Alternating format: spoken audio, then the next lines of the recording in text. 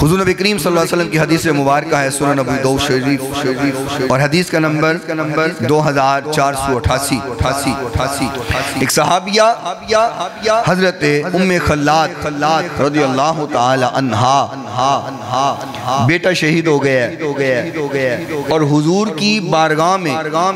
اپنے بیٹے کی خبر لینے آئی ہیں اور خبر لینے کے لیے جب پہنچی تو حالت یہ ہے کہ پردہ کیا ہوا ہے، نقاب کیا،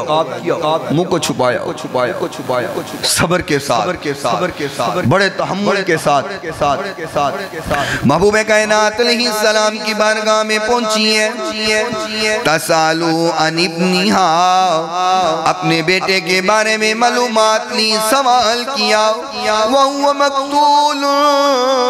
حضور نے فرمایا بی بی تیرا بیٹا شہید ہو گیا۔ فقال لها بعض اصحاب النبی جئت تسالین عن ابنیک وانت منتقبۃ، بعض صحابہ اکرام نے فرمایا بی بی تیرا بیٹا شہید ہو گیا، تو نے پھر بھی نقاب کیا ہوا ہے، تیرا بیٹا شہید ہو گیا، پھر بھی پردہ کیا ہوا، تیرا بیٹا شہید ہو گیا، پھر بھی منہ کو چھپایا ہوا ہے، یہ کیا عمل ہے؟ میں قربان جاؤں۔ جو صحابیہ نے جواب دیا سونے کے پانی سے لکھنے کے قابل، فرماتی ہیں فقالت ان ارزا اپنی فلن ارزا حیائی، فرمایا میں نے اپنا بیٹا کھویا گئے، اپنی حیا تو نہیں کھوئی ہے۔